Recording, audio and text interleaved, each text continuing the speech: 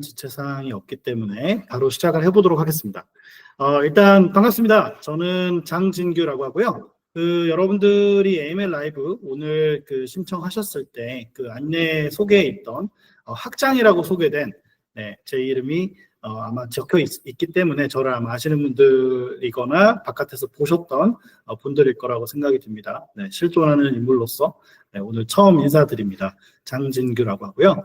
오늘 CIT 웨비나 이벤트, HCI 칼리지를 할 때마다 저희가 AML 라이브를 해왔었는데, 이제 오늘 AML 라이브는 어쩌면 평소와는 조금 다른 형태의 내용들로 전달드리는 그런 시간이 되지 않을까 싶습니다. 그래서 오늘 AML 라이브 시청해 보시고, 또 이제 저희 CIT에서 운영하는 HCI 칼리지에 관심 있으신 분들의 많은 신청을 받습니다.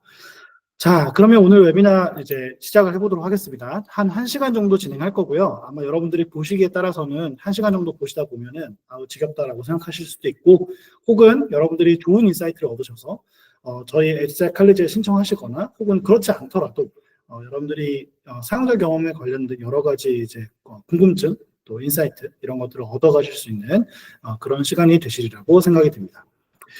자, 먼저 저희 오늘 어젠다는요, 크게 5가지입니다. 아마 인스타그램 라이브에서는 아마 화면이 안 보이실 텐데요.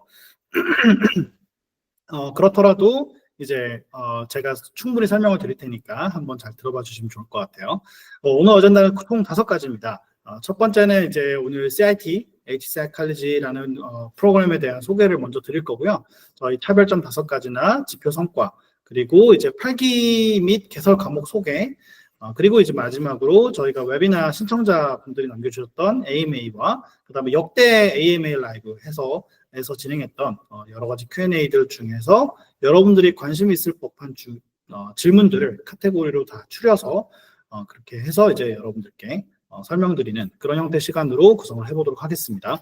그리고 혹시 인스타그램 라이브나 구글 밋에서 여러분들이 이제 이걸 들으시다가 궁금한 점이 있으시면 즉석에서 바로 라이브로 실시간으로 남겨주시면 제가 보고 답변 드리는 시간을 갖도록 하겠습니다. 자, 먼저 저희 컴패노이드 인스티튜트에 대해서 먼저 소개를 좀 드리겠습니다. 저희는 기본적으로 Shaping Tomorrow's HCI Experience라는 저희 비전 스테이트먼트를 가지고 있고요. 이게 무슨 소리냐 하시는 분들이 있으실 것 같아서 저희 CIT의 내용을 좀 말씀드리면, 아마 저희 CIT를 아시기 전에 컴패노이드 랩스라는 이름의 회사를 만약에 들으신 적이 있다면 정말 다행인데 못 들으셨을까봐 이제 이 장표에 없는 얘기를 포함해서 좀 말씀드리면, 컴패노이드 랩스는 저희가 이제 스타트업 투자사로서 2020년도 12월 달에 설립을 해가지고 저희가 스타트업들을 투자하고 실제 해당 회사의 문제들을 함께 해결해 나가는 그런 형태의 조직으로 처음 출범을 했고요. 저희 컴패니언 랩스가 지금 현재 지주회사로 되어 있습니다. 그래서 스타트업들의 지주회사라는 컨셉을 가지고 회사들한테 직접 투자하고, 특히 이제 사용자 경험에 관련된 문제들을 같이 해결해 나가는 그런 집단으로서 역할을 해왔습니다. 그리고 이제 저희 회사가 이제 그런 것들을 하는 과정에서 이제 저를 처음 하시는 분들은 아마 이제 히스토리를 좀 더 들으셔야겠지만, 기본적으로는 저희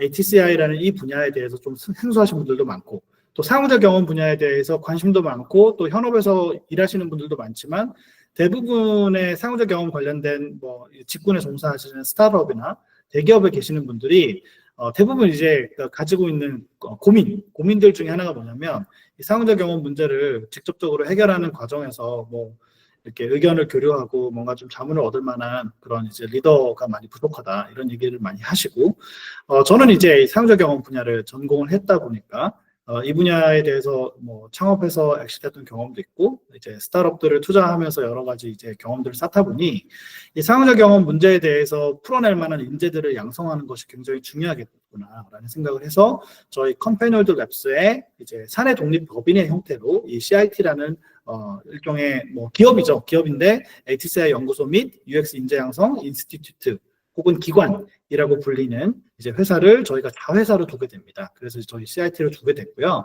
저희 CIT는 기본적으로 HCI 연구소 혹은 사용자 경험에 관련된 연구소의 역할을 하면서 이제 글로벌 UX 인재 양성을 하기 위한 목적으로 설립이 된 것이기 때문에 저희가 뒤에서 소개드릴 HCI 칼리지가 이제 그렇게 해서 시작이 됐다라고 봐주시면 될 것 같아요. 그리고 이제 저희가 지향하는 어떻게 보면 미션이나 밸류가 이제 이렇게 되어 있는데, 이제 키워드, 인스타그램에서는 보이지 않죠? 네, Empowering HCI Pioneers to Dream Together 이라는 이제 어떻게 보면 미션과 밸류를 가지고 있는데요. 여러분들한테 이걸 좀 더 편하게 설명드리기 위해서 저희가 기본적으로는 CIT에서 연구소이기 때문에 연구하고 논문도 쓰고 또 이제 프로덕트를 만드는 과정에서 필요한 기초 기술 같은 것들을 이제 실제 테스트하고 이런 역할들을 하고 또 하나 이제 중요하게 생각하는 게 바로 인재입니다. 상호적 경험 분야의 최고 수준의 인재를 양성하는 것. 어떻게 생각하면 글로벌에서는 이제 빅테크 기업들이 UX 분야에 굉장히 많은 투자를 하고 있지만 우리나라에서는 아직 부족한 것들이 많이 있기 때문에 이제 그런 부분들을 해소하기 위한 차원에서 이제 인재를 양성하는 것이 저희의 주된 미션이자 밸류이기도 합니다. 그래서 이제 이런 미션을 수행하기 위해서 저희가 HCI 칼리지라는 어떻게 보면 대학원의 대체제가 되는 또 기업들도 이제 내부에서 채용을 하면 사실 스타트업들은 그런 경우들이 이제 리소스가 부족해서 없지만 대기업 같은 경우에도 인재를 채용하면 그냥 그 사람의 탤런트 그대로 두는 게 아니라 어떻게든 재학습을 시키고 업무에 현업에서 조금 더 이제 그 직무에 맞는 업무들을 할 수 있게끔 능력을 배양하는 것을 중요하게 생각하기 때문에 어떤 대체 프로그램이나 교육 프로그램 같은 것들을 제공하는데 저희가 어떻게 보면 이제 우리나라에서는 독보적인 유일한 상호작 경험 분야의 전문성 있는 인재를 양성하는 기관으로서 이제 이런 HCI 칼리지라는 고유 프로그램을 처음으로 런칭을 하게 됩니다. 그래서 사실 HCI 칼리지가 뭐냐에 대해서 많은 분들이 질문을 주셨고 답변도 많이 그동안 드렸습니다만 그럼에도 불구하고 또 이제 질문을 주시는 분들도 있고 또 그 질문에 대해서 제가 충분히 대답을 드리고 있지만 그럼에도 불구하고 모두들 이제 완벽하게 이해하고 계시지 못한 경우들도 많이 있습니다. 그래서 그런 부분들을 해소하고자 저희가 HCI 칼리지 멤버십이라는 제도를 통해서 이제 인재 양성을 하고 있고요.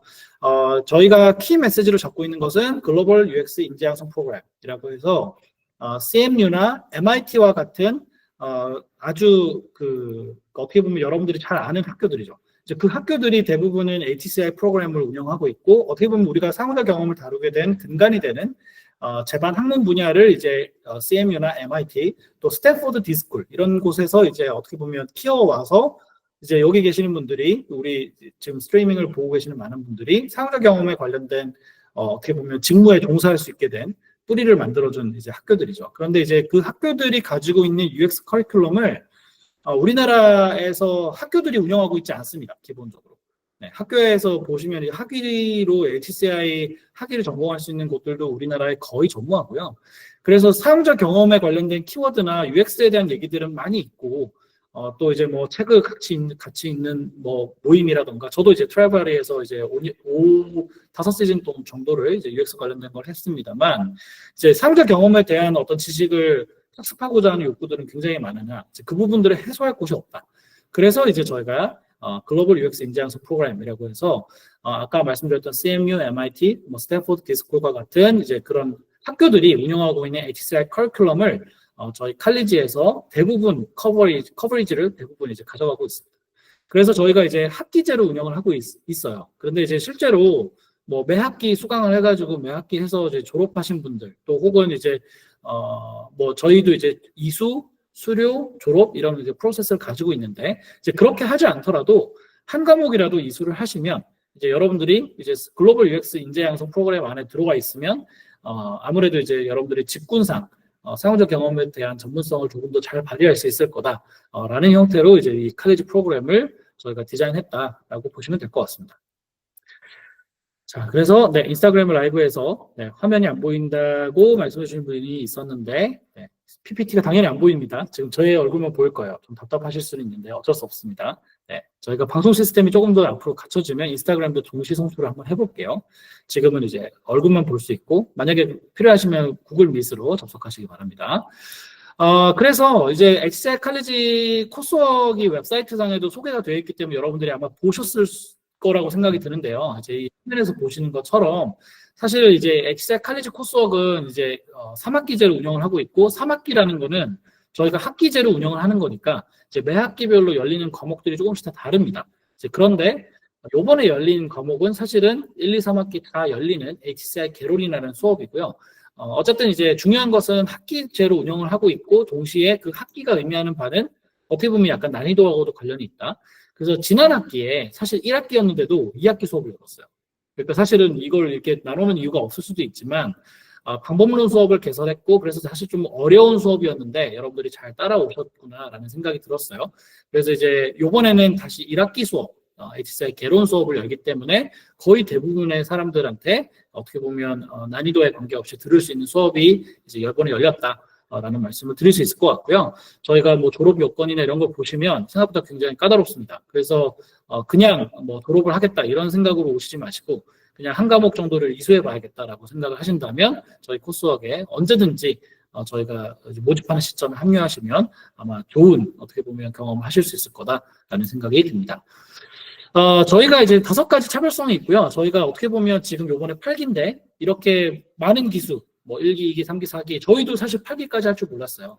그러니까 대부분 우리나라의 뭐 부트캠프나 UX 관련된 거 뭐 그때그때마다 이렇게 화제가 되는 것들은 많았지만 이렇게 꾸준하게 매 기수 과목을 운영하고 저희가 이렇게 프로그램을 계속해서 지속 발전시켜온 프로그램이 없습니다. 그래서 저희가 이제 3년 정도 됐는데요. 저희가 어떻게 보면 5가지 차별점이 있기 때문이에요. 첫 번째는 이제 팀 프로젝트하고 인재 양성하는 거.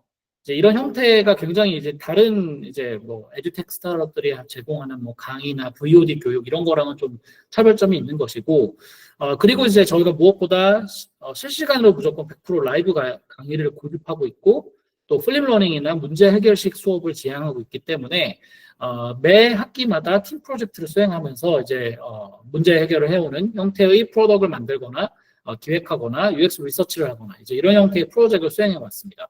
그래서 어떻게 보면 여러분들이 이제 매 학기 수업을 들을 필요 없이 한 학기에 한 과목 정도 내가 들어봐야겠다라고 생각이 들면 요번에 신청하시면 그냥 이 경험 한 번만으로도 HCI 분야에 대한 어떻게 보면 엔드투엔드를 풀로 경험해 볼 수 있는 이제 그런 형태의 기회를 갖게 되는 거고요. 또 베네핏이라고 한다면 저희가 이제 꾸준히 뭔가를 하고 있어요. 이제 6월 26일인가요? HCI 컴패니언 데이라고 해서 저희가 지금 무료로 모두의 연구소에서 열고 있는 이제 어떻게 보면 컨퍼런스도 지금 2회차로 이제 열기 시작했는데 저희가 뭐 칼리지콘부터 시작해서 우리나라에서 어떻게 보면 사용자 경험에 관련된 커뮤니티나 이런 이제 행사를 할 수 있는 어떻게 보면 유일한 기관이다 보니까 이제 그런 부분에 대해서 저희가 이제 차별점을 가지고 가고 있다라는 말씀을 드릴 수 있을 것 같습니다.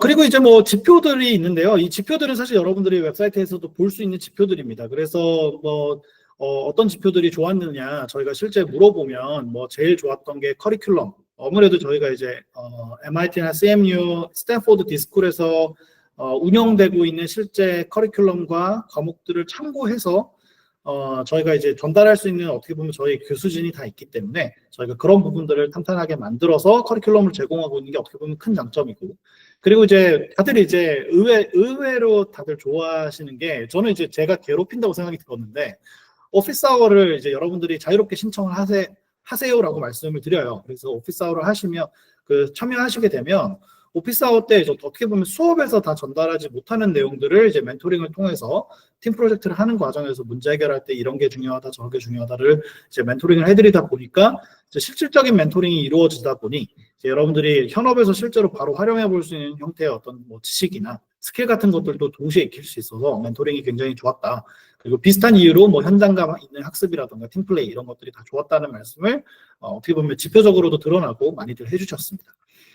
자, 그리고 이제 뭐 두 번째로 직무 구성원들이 굉장히 다양하다. 직무들이 다양한 구성원들이 있다. 그래서 뭐 당연히 아무래도 UI 디자이너나 UX 디자이너나 프로덕트 디자이너 분들이 가장 많은 포션을 차지하지만 또 뭐 학생이나 또 기획자, 뭐 PM, PO 이런 분들이 많으신데 또 그만큼 또 엔지니어나 뭐 사업 전략 기획이나 이런 분들도 꽤나 많이 있으세요. 그래서 저희가 뭐 지금 7기 정도 진행하면서 굉장히 다양한 직군들이 모여 있었고, 또 이제 오늘 얘기할 내용 중에 하나인데 직군이 변하신 분들도 많아요. UX에 있다가 서비스 기획으로 가신 분도 있고, 반대로 PM으로 있으시다가 오히려 UX 리서처로 가신 분도 있고요.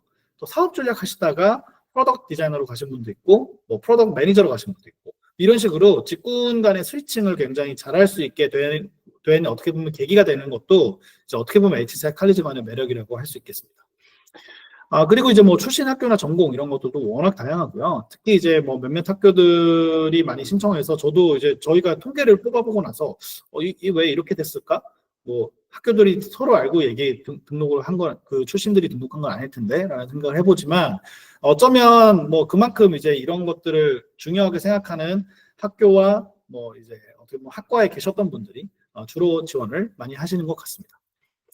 그리고 뭐 산업 디자인이나 국어 국문학 뭐 이렇게 여러 가지 이제 어떻게 보면 과들이 모여 있기 때문에 아주 다학제적인 어떻게 보면 그 패러다임을 갖고 있는 HCI라는 분야의 특성에 맞게끔 굉장히 다양한 백그라운드에 있으신 분들이 이 칼리지 프로그램에 참여하고 계신다라는 말씀을 드릴 수 있겠습니다.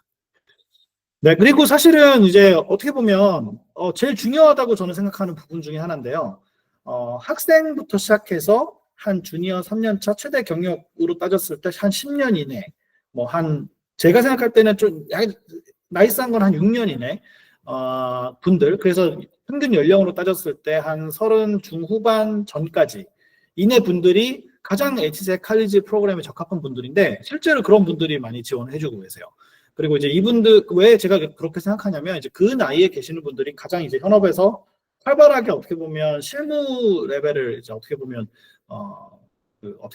경험하고 계시는 분들이고 그러다 보니까 이제 이분들이 가지고 있는 고충 같은 것들이 사실은 제가 그 고충들을 보고 HCI 칼리지 프로그램을 이제 저희 CIT에서 만든 것이기 때문에 취지에 맞게 그 타겟이 오셨으면 좋겠다라고 생각했는데 실제 이제 그 사이에 있는 분들이 대부분 저희 HCI 칼리지 프로그램에 합류해서 지금 뭐 쿠팡, 토스, 뭐 배민, 당근 등등등등 여러분들이 알고 계신 대부분 스타트업들의 주요 UX 관련된 직군들의 진짜 실제로 이제 좀 리더급에 올라가신 분들도 있고 이제 그런 분들이 이제 관여하고 계신다. 여기 참여하고 계신다라는 말씀을 드릴 수 있습니다. 그래서 저희가 3년 됐거든요. 그러니까 3년 전에는 3년 차, 뭐 예를 들면 주니어 1년 차였던 분들이 지금 4년 차, 5년 차, 뭐 경력 지금 9년 차이신 분들이 실제로 그 당시에 6년 차, 뭐 5년 차, 이때쯤 이제 HCI 칼리지 프로그램을 듣고 어떻게 보면 조금 더 점프하는 그런 계기를 만들어낸 분들이 많이 있어서 제 개인적으로도 저희가 인재 양성을 한다는 그 목적에 부합하는 형태로 어떻게 보면 저희 수업을 한 번이라도 들으신 이수했던 분들이 저희 멤버십 분들이 이제 그런 역할들을 하고 계신다라는 점들을 볼 수 있었습니다. 네, 그리고 이제 뭐 저희가 독보적인 성과라고 한다면 프로젝트, 퀄리티가 굉장히 높다라고 알려져 있고 실제로 저희가 이 프로젝트를 요즘은 좀 저희가 이제 이걸 순위로 매기는 게 좀 그래서 요즘은 순위로 매기는 형태로 프로젝트 이렇게 평가를 안 하는데 초기에는 저희가 막 좀 컴피티션 했어요. 그랬더니 이제 프로젝트 순위를 좀 매기고 이런 걸 했었는데 이제 현업에서 동사하는 분들이나 아니면 이제 창업자분들이 오셔가지고 평가를 해주셨는데 퀄리티가 굉장히 높다. 정말 바로 현업에 투입해도 될 만한 수준의 프로덕트 퀄리티를 들고 나오거나 혹은 UX 리서치를 해낸 경우들이 많이 있어서 저희도 사실 뿌듯하고 또 그만큼 이제 힘들게 한 번에 참여해 주실 분들은 다들 아실 거예요. 굉장히 이제 힘들게 이 프로젝트를 수행하지만 또 그만큼 보람이 많이 있다라는 말씀을 드릴 수 있습니다. 그리고 이제 뭐 논문이나 창업 같은 것들, 뭐 논문도 뭐 여러 가지 계속해서 퍼블리시 하고 있고요. 뭐 국내 논문도 쓰고 해외 논문 쓰시는 분들도 있고, 뭐 그리고 창업이나 아이템 가지고 뭔가 좀 더 발전해 보겠다라는 이제 취지를 가지고 뛰어드시는 분들도 더러 있습니다. 그리고 저희가 뭐 중요한 것들, 여러분들이 사실 저는 이것보다는 뭐 창업이나 뭐 이런 걸 해보셨으면 좋겠다 이 생각을 많이 갖고 있어요. 제가 스타트업 투자를 하고 있기도 하기 때문에. 그러나 또 이제 취직이나 이직 같은 것들을 많이 이제 아무래도 다들 생각하시죠. 이제 그런 걸 생각해 보다 보면은 유수의 대기업들, 유수의 스타트업들에 많이 조인을 하고 계십니다. 요거 같은 경우에는 뭐 좌측에 있는 것들은 기존에 이제 들어졌던 분들, 우측에 뭐 예를 들어 무신사, 쿠팡 여러분들이 좋아하시는 이제 회사들이라고 해야 될까요? 이제 그런 회사들은 대부분 이제 이직을 통해서 HCI 칼리지를 듣다가 추천받거나 이렇게 해서 이직을 하시는 분들도 많이 나왔습니다. 그래서 그런 부분들이 성과로 많이 잡히고 있다라는 말씀 드릴 수 있을 것 같고요. 끝으로 이제 아이비리그 진학 같은 것들도 많이 도움을 드려가지고 실제로 HCI 분야에서 저희 칼리지 수업을 듣고 미국으로 이제 아예 그냥 유학하신 분들이나 미국에 이제 회사에 그냥 조인하신 분들도 굉장히 많습니다. 그런 부분들도 저희가 가질 수 있는 어떻게 보면 다른 뭐 교육 프로그램이나 이런 데서는 볼 수 없는 진귀한 특징 같은 거라고 볼 수 있을 것 같습니다. 자, 그래서 뭐 등록 안내를 잠깐 말씀드리고 넘어가 보면요. 네, 등록 안내는 별게 없고요. 이렇게 되어 있고, 지금 얼리버드 기간인데, 원래 오늘까지 슈퍼 얼리버드 기간, 오늘인가요? 내일까지로 잡아져 있었어요. 근데 이제, 저희가 슈퍼 얼리버드 그걸 기간을 이제 공표하고 나서 보니까, 이제, 많은 분들이 뭐, 아마 월급날 이런 거 이슈도 좀 있겠죠? 네, 조금 이제 기간을 미뤘으면 좋겠다고 해서 6월 15일까지로 이제 미뤄둔 상태입니다. 그래서 이 내용을 한번 참고해 보시면 좋을 것 같고요. 이제 학생이든 뭐든 상관없이 슈퍼 얼리버드 기간에는 더 이제 어떻게 보면 낮은 프라이스로 등록을 할 수 있으니까 이 기간을 잘 활용해 보시면 좋을 것 같습니다. 네, 잠깐 수락을 해드리고. 네. 네, 그래서 이제 다음으로 넘어가 보면요. 저희 활기 등록 안내는 이것으로 마치고, 저희 이제 AMA에서도 사실은 나왔던 질문이기도 한데, 요 얘기를 좀 드리고 싶습니다.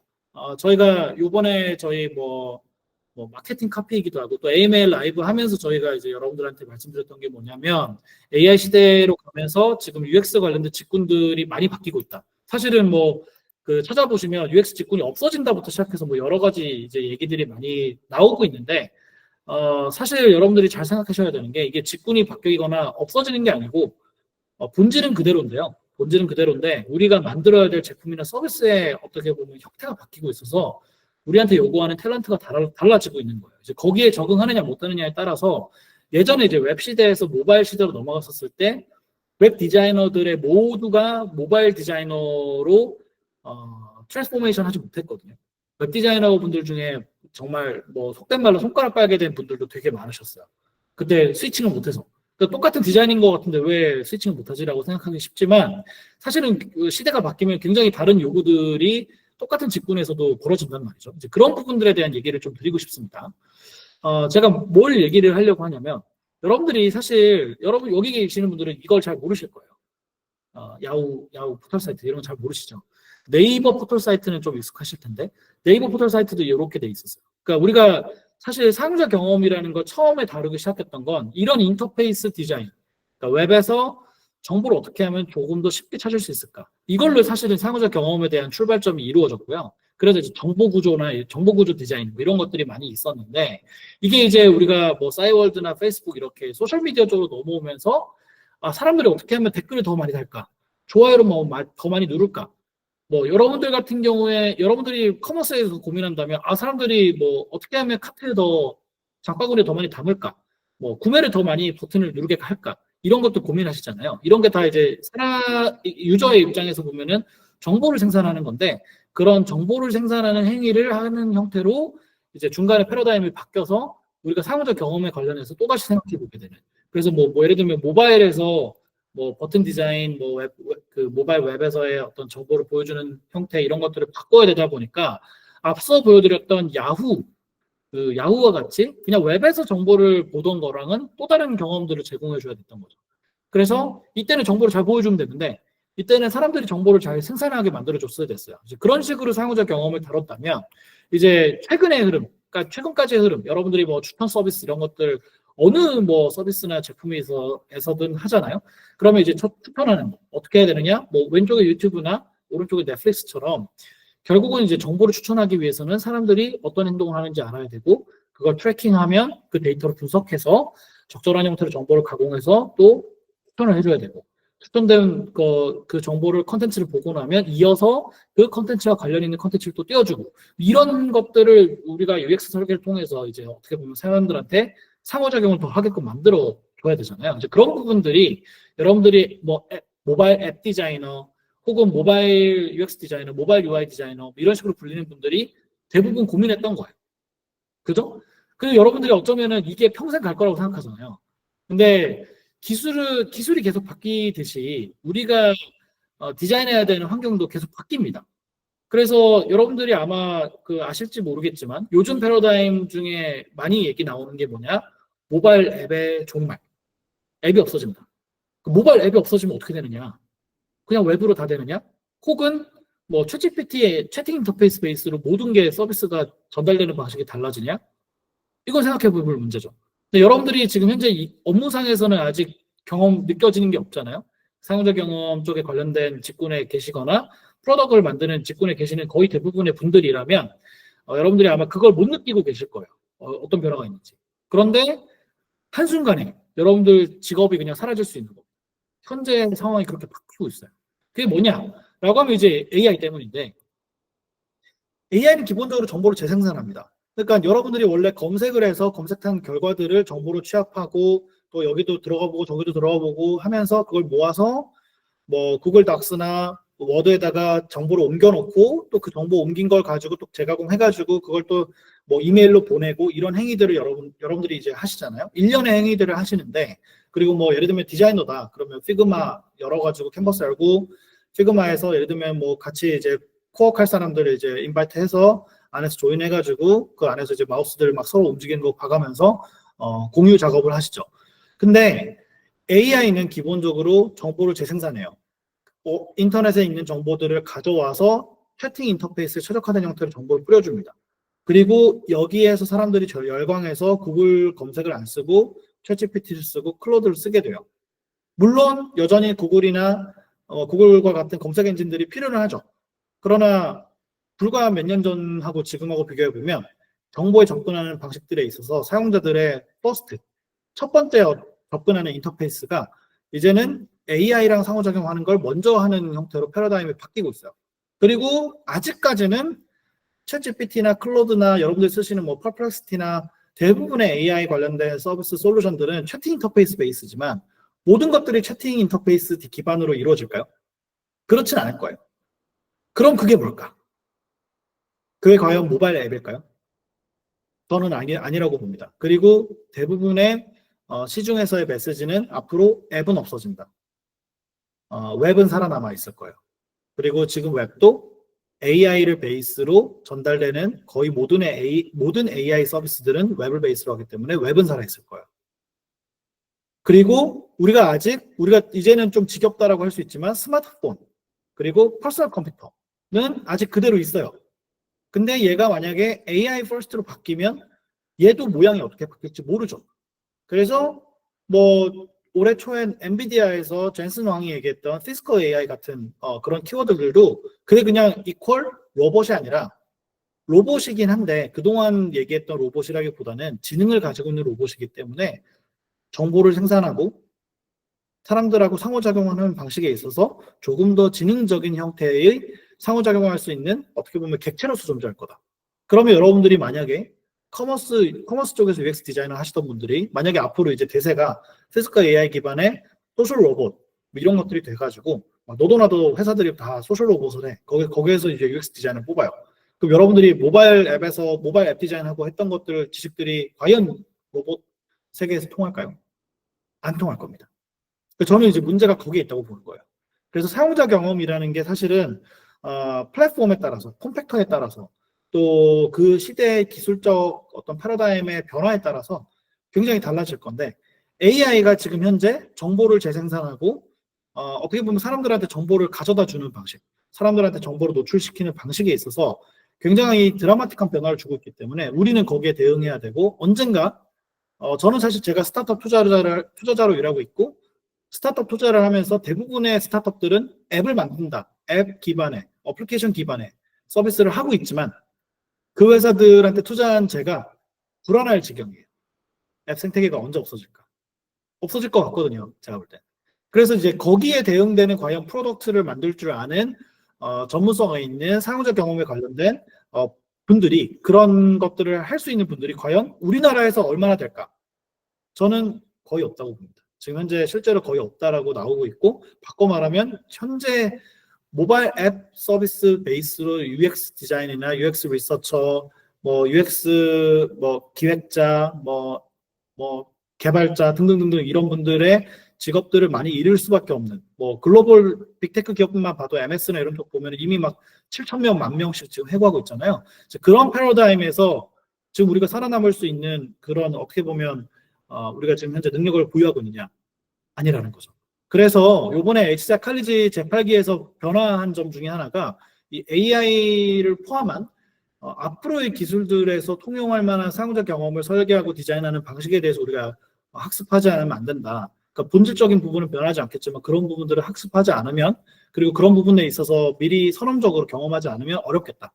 앞으로 여러분들의 커리어가 20년, 30년 가려면 미래를 보고 지금 학습하지 않으면 안 된다라는 어떻게 보면 절박감 때문에 요번에 이제 칼리지에서 그동안 운용했던 HCI 개론에서 수업했던 그 내용들을 요번에 한번 전반적으로 업데이트를 하는 이제 그런 형태로 이제 8기에 어떻게 보면 여러 가지 내용들이 다 바뀌었다라고 보시면 될 것 같고요.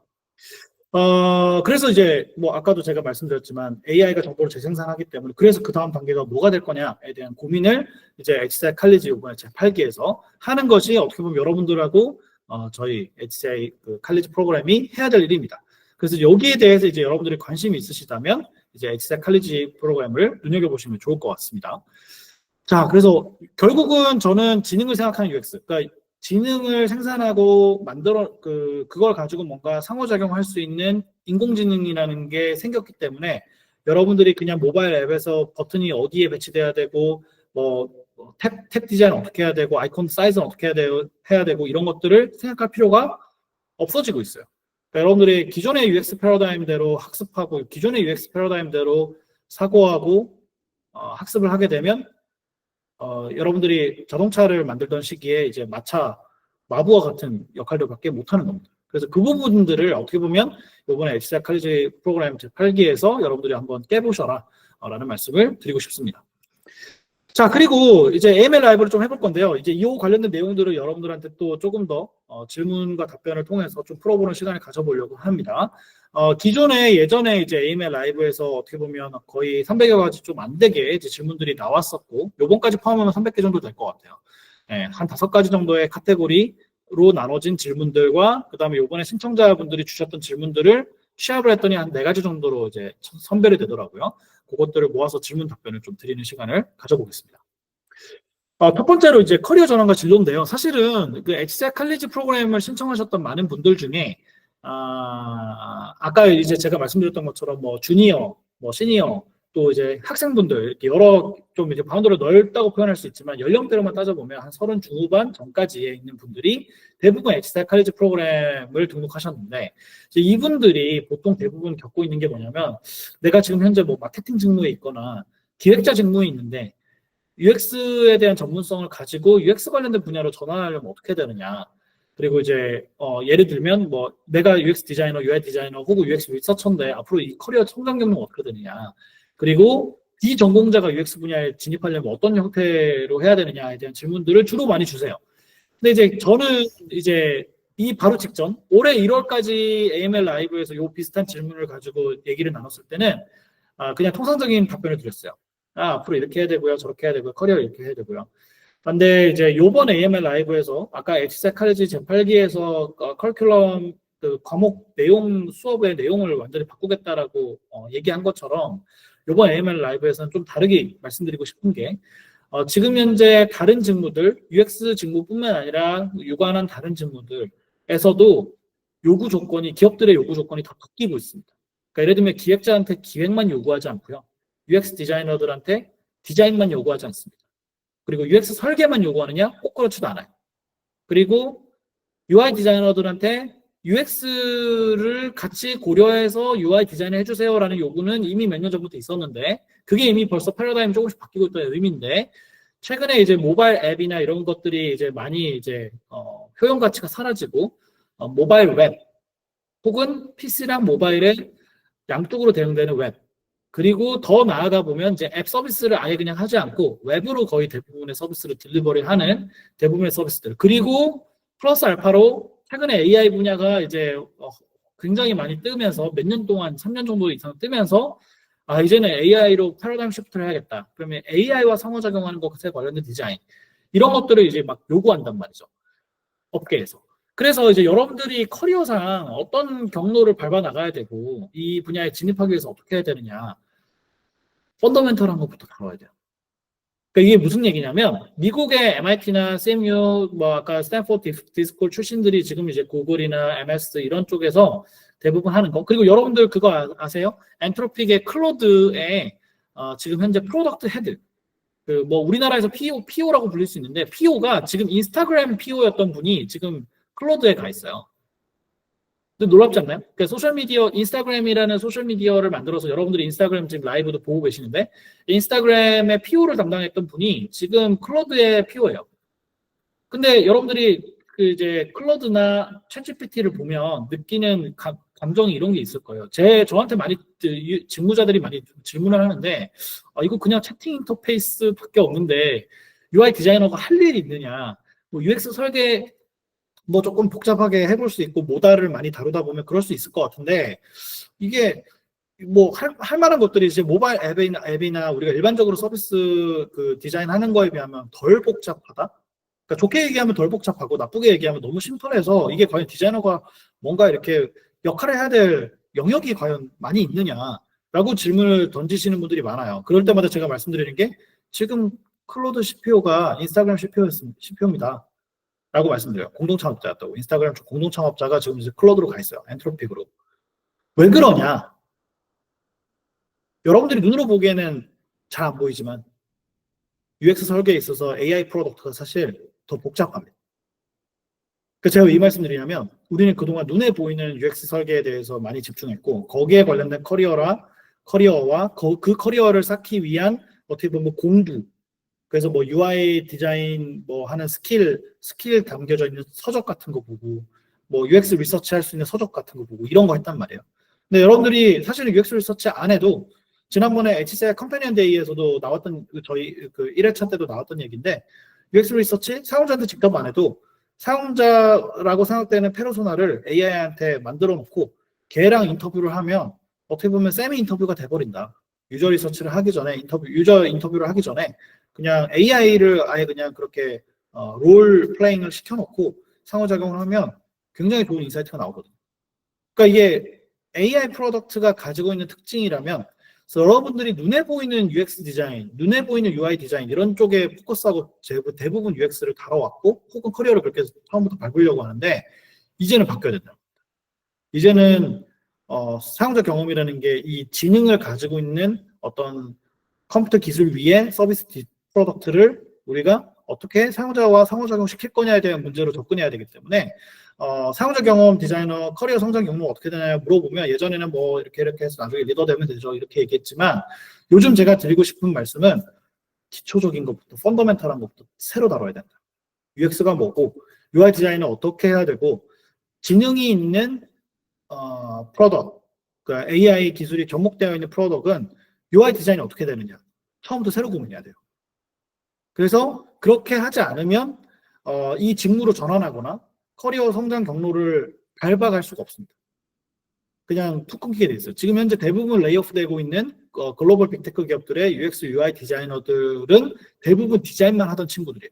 대부분 그런 친구들이 다 없어지고 있고 살아남은 사람들은 굉장히 다학제적으로 뭐 예를 들면 국어국문학과 출신이어서 어떻게 보면은 UX 분야에서는 비전공인데 이런 분들이 이제 스킬로 UI 디자인이나 또 기술 개발에 관련된 노하우가 뭐 어느 정도 지식이 있어서 이런 분들이 이제 사용자 경험을 종합적으로 다룰 줄 아는 사람들, 이런 분들이 오히려 살아남아요. 그래서 제가 드리고 싶은 말씀은 성장 경로, 커리어 전환과 진로를 어떻게 잡아야 되느냐라고 한다면 기존의 UX 관련해서 많이 얘기 나오고 있던 것들의 어떤 뭐 학습 자료나 이런 것들은 다 버리십시오. 인터넷에 돌아다니고 있는 거 그거 학습하는 순간 모바일 시대의 UX 디자이너로밖에 못 남습니다. 그래서 그 부분을 꼭 버리셔라라는 말씀을 저는 꼭 드리고 있고요. 두 번째로 그러면 이게 내가 그러면 이거 학습을 좀 구체적으로 하고 싶은데 이걸 대학원 진학을 한다거나 혹은 실무 경험을 어디에서 쌓으면 조금 이제 그런 것들을 할 수 있느냐, 이제 그런 어떤 변화에 좀 적응된 형태로 갈 수 있느냐.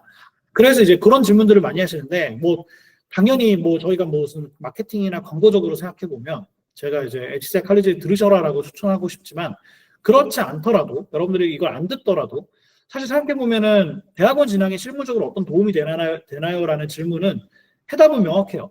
대학원 가면 교수님이 뭐 도와줄 것 같습니까? 교수님이 안 도와줍니다.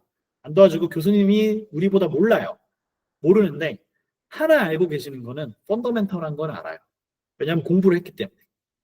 공부라는 걸 했기 때문에 이 UX라는 어떻게 보면 말랑말랑 할 수 있다라고 생각할 수 있는 그런 분야임에도 불구하고 사실 공부할 거리들이 굉장히 많기 때문에 여러분들이 대학원을 진학하거나 뭐 HCI 칼리지 수업을 듣거나 어쨌든 이 시간을 쓰는 건 실무에 활용되는 건 뭐가 도움이 되느냐, 내가 뭐 당장 피그마를 얼마나 더 잘 다루느냐 쪽으로 도움이 되는 게 아니라 그 디자인을 하거나 프로덕트를 설계하는 데 있어서 접근하는 방식들을 어떻게 보면 조금 더 탄탄한 베이스를 베이스로 할 수 있다.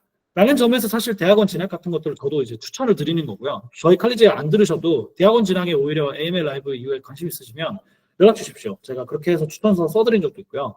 물론 이제 그분에 대해서 제가 잘 알아야 되겠죠. 그런 분들도 있고, 또 하나는 사실 뭐 대학원 진학이나 실무 경험 둘 중에 뭐가 더 도움이 되냐라고 하면 답은 없습니다. 답은 없는데 하나 추천드리고 싶은 건 지금 만약 실무 경험이 전혀 없다? 그러면 실무를 일단 경험을 해보세요. 설령 모바일 앱 디자인이더라도 해보시면 좋고, 만약에 나는 모바일 앱 디자인, 아까도 말했던 것처럼 마차 그 자동차 만드는 시절로 넘어가고 있는데 나 혼자 마차의 마부가 된 것 같다.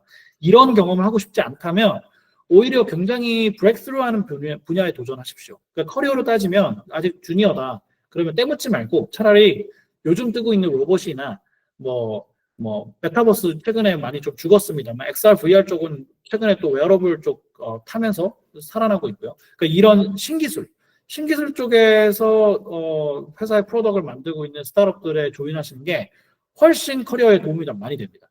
앞으로 그쪽으로 대기업들도 필요해 줄 수밖에 없거든요. 지금 대기업들 뭐 삼성, LG, 현대, SK 다 그런 그런 커리어를 가질 수 있는 사람들을 찾는데 없어요. 대부분 다 뭐 모바일 앱 디자이너 이런 쪽에 국한돼 있다 보니까 그런 분들은 로봇 쪽에 데려다 놓으면 전혀 일을 못 하고 있거든요.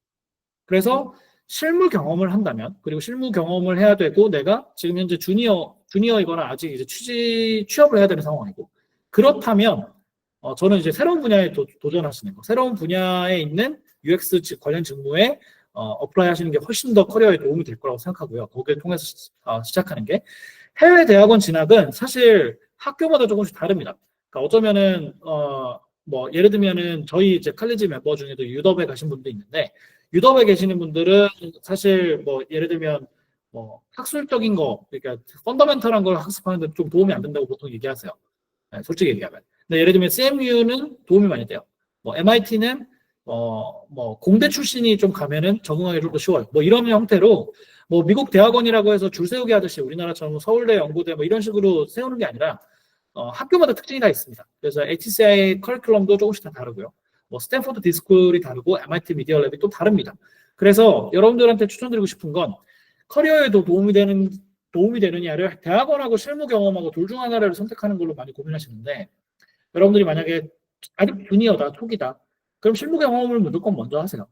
근데 만약에 내가 실무를 좀 쌓았다, 근데 앞으로 미래를 좀 지향해서 좀 이제 완전히 좀 트랜지션 하고 싶다, 그러면 해외 대학원 진학도 고려해 볼 만한 일입니다. 그리고 이제 저희 칼리지 분들 중에는 대학원 진학하기에는 좀 무리수가 따라서 무리가 있어서 이제 저희 칼리지 프로그램을 들으시고 이제 다른 회사로 이제 커리어를 약간 전환해서 가신 분들이 주로 많이 있다, 이렇게 보시면 될 것 같습니다. 그리고 이제 UX 역량, 학습 방법 이런 것들은 여러 가지가 있는데요.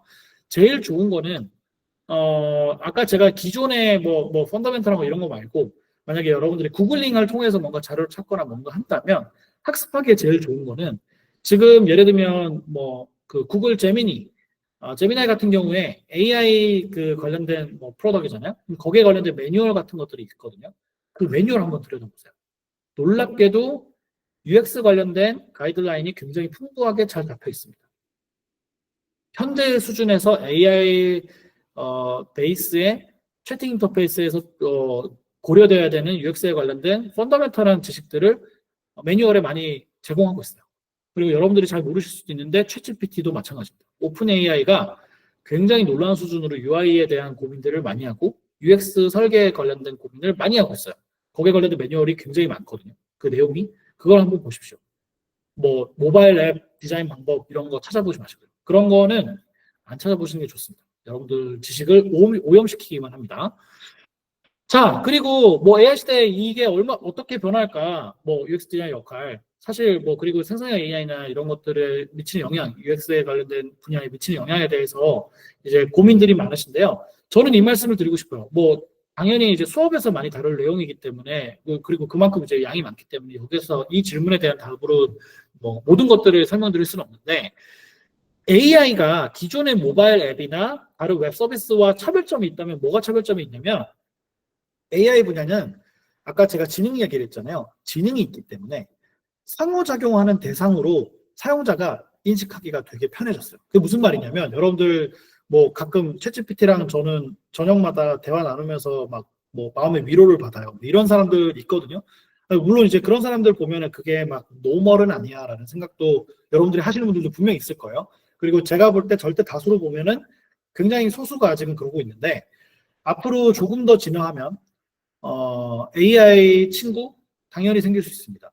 여러분들이 지금 카카오가 그 메이트라는 서비스 내놔서 그 카카오 메이트라는 그 컨셉의 AI랑 상호작용할 수 있는 그 카나나라는 서비스 내놨잖아요.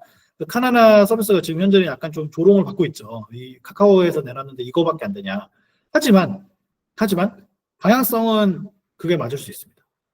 AI와 상호작용하는 객체로서 이제 서비스 자체가 그냥 존재할 수도 있다는 거죠. 그러니까 예를 들면 여러분들한테 야 토스한테 물어봐 이런 얘기를 잘 안 하잖아요. 근데 앞으로는 야 토스 AI한테 물어봐 이렇게 얘기할 수는 있어요. 그래서 상호작용 디자이너의 역할이 어떻게 변하느냐? 사람을 조금 더 잘 이해해야 돼요. 사람을 잘 이해한다는 건 정확히는 그 사람들이 각각 가지고 있는 커뮤니케이션 방식이 다 다르잖아요. 저도 다르고 여러분들도 다릅니다. 근데 이 커뮤니케이션 방식을 AI가 가지고 있다고 생각해 보세요. AI마다 서로 다른 커뮤니케이션 방식들이 있고 상대에 따라서 커뮤니케이션을 맞춰주기도 하고 여러분들도 뭐 업무적으로나 바깥에서 이제 다른 사람들하고 얘기해 보면 어떤 사람은 나랑 잘 통해 말이, 어떤 사람은 나랑 말이 안 통해 이렇게 설명하시잖아요. 그 이유는 뭐냐면 커뮤니케이션 스킬이 서로 달라서 그래요. 바꿔 말하면 UX 디자이너가 앞으로 AI 시대에 해야 될 역할 그리고 여기서 뭐 미치는 영향이나 이런 것들이 다 똑같은 얘기인데 결국은 사용자 경험을 설계하고 디자인하는 사람들은 AI가 사용자와 여러 환경에서 상호작용하는 것에 대해서 어떻게 대응해 줘야 되는지에 대해서 우리가 설계를 해야 되는 방식으로 역할이 바뀌어가고 있어요. 그래서 아까 제가 UI 디자인 버튼 어디다 넣어야 될까 고민하지 말라고 말씀드렸던 이유도 앞으로는 AI가 알아서 버튼을 둘 거예요. 그러니까 버튼을 둬야 되는지 말아야 버튼이라는 게 있어야 되는지 말아야 되는지만 UX 디자이너가 설정해주고 그 설계를 해주면 AI가 알아서 버튼이 필요할 때 버튼을 제시해 줄 거예요. 인터페이스 디자인을 우리가 광적으로 할 필요가 없어진다는 거죠. 굉장히 리플렉티브, 그러니까 유동적으로 바뀔 거고요. 바꿔 말하면 UI 디자인에 어떻게 보면 우리가 뭐 모바일 앱으로 따지면 이렇게 화면이 있고 밑에 탭이 있고 뭐 위에는 뭐 버거 메뉴가 오른쪽 위에 있고 뭐 이런 어떻게 보면 룰셋 같은 것들이 있잖아요. 그게 지금 다 깨지는 거예요. AI 시대에는. 그런 프로토콜이 필요가 없어지는 거죠. 그래서 사용자 경험 디자이너는 보다 더 이런 능동적인 UI를 어떻게 디자인하고 사용자 경험을 어떻게 설계할 거냐의 방향으로 가고 있고요. 그래서 클로드로 아까 옮겼던 그 CPO도 그 인터뷰에서 나왔던 얘기 중에 하나가 뭐냐면 클로드가 아주 많은 사용자들하고 상호작용을 하는데 그 상호작용하는 방식은 사용자들 만약에 1000만 명이 있다면 1000만 명하고 다 다르다. 그래서 그 다 다른 유저들하고 상호작용하는 데 있어서 부족함이 없는 UI 디자인과 UX 설계를 하는 것이 굉장히 큰 고민이라고 얘기했고 그게 앞으로 UX 디자이너의 역할일 겁니다. 그래서 우리가 이제 이런 부분들을 앞으로 이제 학습할 필요가 있다라는 말씀 드릴 수 있을 것 같고요. 그리고 이제 실무 방법론과 프로세스 같은 경우에 여러분들이 이제 UX 리서치를 하거나 결국은 UI 디자인을 좀 근거 있게만 하기 위해서 UX 리서치나 뭐 데이터를 분석하거나 여러 가지 이제 그런 고민들을 많이 하시는데 기본적으로 스타트업에서 할 수 있는 UX 리서치 수행 방법이나 리소스를 쓰는 방식 이런 것들은 어느 정도 정해져 있습니다. 왜냐하면 리소스가 한정돼 있기 때문에.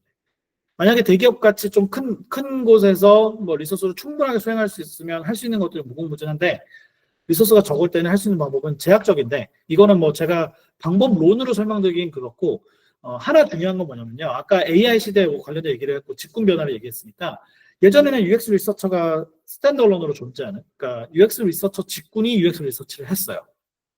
근데 이제는 모두가 UX 리서치를 해야 됩니다. 디자이너도 마케터도 뭐 개발자도 UX 리서치를 수행할 수 있어야 돼요. 그러니까 효과적인 UX 리서치 수행이라는 건 그냥 스타트업에 있다면 스타트업에 있는 모든 사업자를 포함한 모든 사람들이 UX 리서치를 할 수 있는 사람들이 돼서 그 수행을 효과적으로 할 수 있게 되는 겁니다. 그런 부분들이 AI가 중재하는 역할을 하게 될 거예요. 그래서 그런 부분들이 일단 있다는 정도를 알아주시면 좋을 것 같고 또 하나는 사용자 경험 리서치를 제한된 시간이나 자원 안에서 하려면 결국은 이제 우리가 글로벌 서비스 만드는 빅테크 기업들도 무한정 자본을 쓰진 않거든요. 정해진 데드라인을 두고 합니다. 그래서 우리가 UX 리서치를 할 때 어떤 방식으로 접근해야 되느냐에 대한 고려를 프로세스로 미리 짜놓고 그 다음에 그대로 움직여요. 그래야 이제 그 원하는 그 결과값들이 리소스 안에 나오기 때문에. 그래서 제한된 시간과 자원 안에서 효과적인 사용자 경험 리서치를 하려면 가장 중요한 건 뭐냐면 플래닝이 되게 중요합니다. 근데 이 플래닝이라는 게 우리가 원래 프로젝트 매니저들이 주로 하는 역할이거든요. 근데 여러분들도 아시다시피 프로덕트 매니저 혹은 뭐 우리나라로 따지면 기획자 이런 분들도 많이 하시는데 해외에는 기획자가 없어요. 대신 PM이나 PO 혹은 UX 디자이너가 이 역할을 대신합니다. 그래서 제한된 시간과 자원이 있는 거의 모든 환경에서는 사용자 경험 리서치를 하려면 어떤 사람이 한 명이 딱 붙잡고 플래닝을 쭉 한 다음에 그 플래닝에 맞는 리소스를 자원 분배를 통해서 플랜대로 수행하게끔 만드는 그런 절차를 밟아야 돼요. 근데 제가 왜 이 말씀 드리느냐, 사용자 경험 리서치를 배우셨던 대부분의 학습했던 분들이 사용자 경험 리서치를 할 줄 안다는 자기 그 마인드셋 전제 안에 플래닝을 안 하고 이상적인 것들만 찾아서요. 뭐 이때는 이걸 해야지 이거 하고 그다음에 다음 뭐 해야 되지? 이거 이렇게 해야겠다. 플렉서블해서 좋아 역시 하면서 막 해요. 그러면 자원도 많이 쓰게 되고 시간도 오래 걸리고 효용 가치도 상대적으로 떨어져서 기업에서 빠른 의사결정을 하는 데 있어서 사용자 경험 리서치가 활용이 안 됩니다. 근데 이게 사실은 삼성이나 카카오 같은 회사들도 고질적인 문제예요. 사용자 경험 리서치를 막 3개월, 5개월씩 하거든요. 그렇게 하면 뭐 리서치 하는 사람이야 느긋하게 할 수 있지만 물론 뭐 바쁘긴 하겠죠. 느긋하다고 얘기했지만 바쁠 수도 있죠. 그렇지만 그 3개월, 6개월 안에 리서치 한다. 그러면 기업의 의사결정에서는 거의 무용지물이에요. 한 달, 2달 이내에 사용자 경험 리서치를 해낼 수 있어야 돼요. 그러니까 칼리지에서도 저희가 12주 동안에 팀 프로젝트가 실제로 한 8주 정도 이루어지는데 8주 정도 기간 동안에 이걸 하게끔 셋업해 놓은 이유가 사용자 경험 리서치를 하던 프로덕트 기획을 하던 한 8주면 여러분들이 문제 정의부터 시작해서 문제 해결할 수 있는 사용자 경험의 핵심적인 코어 밸류도 찾을 수 있고 UX 리서치도 할 수 있고요. 그리고 스트럭처도 짤 수 있어요.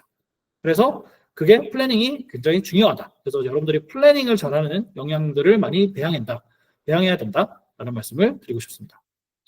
자, 산업 트렌드 앞으로 어떻게 될까요? 뭐 이런 얘기도 많이 물어보셨는데요. 이 분야가 없어진다는 얘기를 작년 말 올해 초부터 막 나오기 시작했어요. UX 분야가. 참고로 절대 없어지지 않을 거고요. 두 번째는 HCI 관련된 이 업계의 관심은 점점 더 증가해서 최근에 이제 탑 컨퍼런스가 열렸는데 HCI 분야, 사용자 경험 분야의 탑 컨퍼런스가 일본에서 열렸는데 역대 최대의 관객 수를 그 참여자를 기록했습니다. 그 참여자들이 대부분 구글, 마이크로소프트, 뭐 디즈니, 뭐 등등등등등 애플 이런 회사들에 있는 사람들이 사용자 경험 분야에 지금 현재 더 많은 관심을 두고 있어요. 그래서 앞으로 트렌드라고 한다면 AI 분야의 어떤 트렌드와 발을 맞춰서 AI와 상호작용하는 것에 관련된 상호작 경험 설계를 하는 것이 앞으로 굉장히 산업적 트렌드가 될 거고 그게 뭐 산업 분야를 불문하고 대부분의 트렌드가 될 겁니다. 그래서 그 부분에 대해서 여러분들이 학습하는 게 굉장히 중요하다라는 말씀을 드리고 싶습니다. 자, AMA에서도 나왔던 질문들이 있어가지고 간단하게 좀 설명드리고 넘어가려고 하는데요. 이제 거의 끝났습니다. 자, AI로 인해서 UX 직무, 아까 이제 바꾸는 것에 대한 얘기를 했는데 UX 디자인 직무만 놓고 보면요. AI 분야 UX 디자이너들의 수가 굉장히 사실 그동안 직무도 그렇고 그 업의 그 어떻게 보면 자리가 꽤 많았어요. 우리나라에선 좀 아쉽지만 생각보다 조금 적었는데 어쨌든 UX 디자인 관련된 직무는 굉장히 많았어요. 근데 앞으로는 어떻게 바뀌게 될 거냐? UX 디자인 직무를 UX 디자이너라는 직함으로만 여러분들이 보시면 안 되고요. 아마 프로덕트 디자이너, 뭐 UX 디자이너, UI 디자이너, 그 다음에 기획, 그 다음에 뭐 제 생각엔 개발 정도 빼놓고는 거의 대부분의 직무, 마케팅, 상품 기획, 뭐 등등등등 여러 가지 파생 직무들이 있는데 이런 직무들이 대부분 UX 디자인 직무 안으로 들어올 가능성이 높아요. 그러니까 실제로는 UX 디자이너라고 불리진 않겠지만 UX 디자인의 직무 안에 들어올 겁니다. 왜 그 얘기가 되냐면 AI 때문에 사용자 경험 디자인을 어떻게 보면 우리가 디자인과 그 다음에 그걸 프로토타이핑하고 그걸 테스트하고 그 테스트 결과를 바탕으로 실무에서 실제 프로덕트를 디자인할 때 반영하고 이 작업을 하나의 어떻게 보면 이터레이션 주기라고 생각해 보면 그 실제 적용하는 거 앞단에까지 그러니까 테스트하기까지 프로토타이핑 할 수 있는 방식들이 AI로 인해서 굉장히 쉬워졌어요. 예전에는 그걸 또 개발하고 인터랙션 관련된 디자인을 또 해내야 되고 UX 설계를 한 것을 또 실제 테스트할 수 있는 테스트베드 만들어야 되고 이런 것들이 다 직무로 쪼개져 있었는데 이게 다 이제 UX 디자인의 직무가 돼요. 심지어 마케팅까지 고민해서 그걸 만들어야 돼요. 그래서 앞으로 UX 디자인 직무는 굉장히 넓어질 거다. 넓어질 거고 바꿔 말하면 직무 용어는 통일되지는 않을 수 있지만 UX 디자인이 유사한 직무로 굉장히 다양한 직무에서 UX 디자인이라는 것이 활용될 것이기 때문에 여러분들이 앞으로 직업적으로는 꼭 UX 디자이너가 아니더라도 UX를 다루는 사람으로 아마 평가를 받을 가능성이 높다. 그래서 그런 측면에서의 직무를 여러분들 좀 주목해 보시면 좋을 것 같고요. 그리고 이제 AI가 화두인데 요 현업으로 어떤 식으로 활용되고 있나라고 하시면 일단 업무적으로 활용을 많이 하고 있습니다. 업무적으로 어떻게 해야 될지 활용을 많이 하고 있고 어떻게 써야 될지 그리고 업무 프로세스상에서 AI를 어떻게 써야 될지 그리고 앞으로는 이제 뭐 미래지향적이라고 한다면 뭐 앞에서 UX 리서치나 프로토타입을 만들 때는 AI가 대부분 할 수 있게끔 셋업을 해놓고 실제 프로덕트에다 반영하는 것만 UX 디자이너가 실제 자기 손을 활용해서 쓰게끔 하는 만들어내게끔 그런 형태로 아마 발전하지 않을까라는 생각이 듭니다. 그리고 이제 UX 디자인에 관련된 뭐 이런 것들, 뭐 이런 도움을 받을 수 있는 것에 대해서 뭐 고민도 하시고 하시는데 기본적으로는 우리가 다루고 있는 프로덕트, 그 AI 관련된 프로덕트들을 여러분들이 많이 한번 다뤄보세요. 다뤄보시면 좋은 게 뭐냐면 UX 디자인을 할 때 이건 어떻게 활용해야겠다. 예를 들면 음성 합성 기술이다. 음성 합성 기술을 제공하는 서비스들이 많이 있습니다. 문제는 뭐냐면 걔를 활용해서 뭔가 UX 디자인을 하거나 하는데 녹여내는 직무에서의 고민을 잘 안 해서 서비스가 생각보다 유시지가 많이 없는데 사실 저는 보면 볼수록 이거 잘 활용하면 UX 디자인에 굉장히 손쉽게 임포트 할 수 있겠는데? 라는 생각을 많이 하거든요. 그래서 여러분들이 기본적으로는 이걸 어떻게 하면 잘할 수 있을까? 약간 모호한 질문이지만 대답을 해본다면 지금 현재 AI 서비스들이 어떤 형태로 나오는지를 잘 살펴보고 실제 써보세요. 그냥 얘기를 듣는 것과 써보는 것은 굉장히 다르기 때문에 써보면 여러분들이 사용자들의 목소리를 듣는 거라든가 사용자들의 목소리를 듣고 그걸 가지고 문제를 해결하는 과정에서 이 서비스들, 이 AI 솔루션들을 어떻게 활용할지에 대한 해안을 찾을 수 있습니다. 그래서 일단 써보셔라. 왜냐하면 제가 보니까 이렇게 얘기 드려도 잘 안 써요. 생각보다. 그래서 많이 써보시라는 말씀을 드립니다.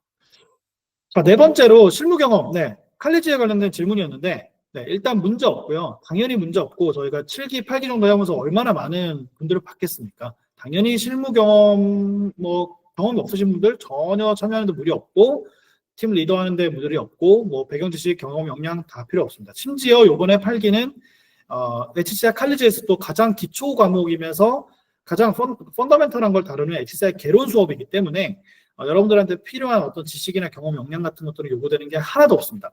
네, 없어도 수업을 들을 수 있게끔 개론 수업은 그동안 운영이 되어 왔어요. 그래서 이번에 이 수업을 아마 참여해 보시면 실무 경험 없어도 되는구나 라는 생각을 하실 수 있을 겁니다.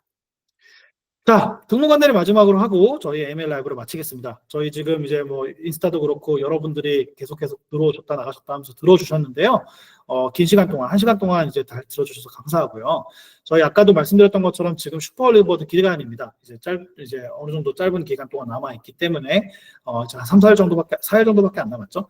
네, 4, 5일 정도가 남았네요. 그래서 요 슈퍼리버드 기간 동안에 신청을 하시려는 분들은 뭐 대학생 이런 거 신청 안 하고 그냥 바로 슈퍼리버드로 신청하시면 되니까 신청을 하시면 좋을 것 같고요. 주변에도 저희 이제 이 칼리지 같이 들으실 분들이 있으시면 초대하셔서 같이 들어봐 주시면 좋을 것 같습니다. 무엇보다 제가 오늘 드리고 싶은 마지막 메시지. 네, 감사합니다. 근데 마지막 메시지가 뭐냐? 사용자 경험 분야에 대해서 여러분들이 고민이 많으신 걸로 알고 있습니다. 실제로 저희가 AML 라이브 거쳐간 분들이 뭐 몇백 명 됐었기 때문에 더 이전에 했던 것까지 합치면 한 700명, 800명 정도가 제가 이제 이렇게 했던 AML 라이브를 드셨고 저랑 지금도 교류하신 분들이 많은데 사용자 경험 분야는 없어지지 않을 거고 앞으로 더 확장될 거고요. 인공지능 기술 때문에 저도 이제 위기감을 느끼고 있는 것 중에 하나는 뭐냐면 바를리 위기감이 아니라 상호적 경험 분야에서 우리가 지금 주도권을 잡을 수 있는 기회인데 우리가 이걸 놓칠까봐 그게 굉장히 저는 이제 그 초미의 관심사입니다. 초미의 관심사이자 제가 노력해야겠다라고 하는 부분입니다. 그래서 저희가 모바일 앱 부분에서의 상호적 경험 디자인이나 상호적 경험 관련된 어떻게 보면 인사이트나 우리의 역량은 어느 정도 15년 정도 흐르면서 많이 쌓였어요. 문제는 뭐냐면 지금 현재 실리콘밸리나 미국, 유럽 등지에서는 이미 패러다임이 바뀌고 있는데 우리나라 아직도 모바일 앱에 종속돼 있거든요. 여러분들이 모바일 앱 디자이너로 거의 살고 계시는 건데 기획자도 그렇고 마케터도 그렇고 앞으로 패러다임 다 바뀔 겁니다. 그래서 이 지점에서 여러분들이 뭘 고민해야 될지 그리고 앞으로 커리어나 방향성 어떻게 잡아야 될지에 대해서 많이 이제 고심하셔야 되고 HCI 칼리지가 여러분들한테 그런 해답을 줄 수 있으니 여러분들이 한번 고민해 보시고 등록해 주시면 좋겠다라는 말씀을 드리면서 오늘 웨비나를 마치도록 하겠습니다. 저희 하나 공지하자면 여기에 이제 없는데 HCI 컴패니언 데이라고 해서 저희가 아까 앞에서 제가 잠깐 말씀드렸던 요번에 2회차를 6월 26일 날 모두 연구소에서 합니다. 그래서 모두 영어에서 하는 HCI 컴패니언 데이 인스타그램에 찾아보시면 있습니다. 저희 인스타그램에 찾아보시면 각종 정보들이 있으니까 저희 CIT 인스타그램 계정도 꼭 참고해 보시기 바랍니다. 자, 그러면 오늘 웨비나 이것으로 마치고요. 저희는 어쩌면 HCI 칼리지 혹은 HCI 컴패니언 데이 칼리지에서 뵐 수 있기를 희망하겠습니다. 자, 그러면 오늘 웨비나는 이것으로 마치겠습니다. 들어주신 그 인스타그램 라이브 그리고 구글 밋 시청자 여러분 진심으로 감사드립니다. 저희는 다음에 또 뵙겠습니다. 감사합니다.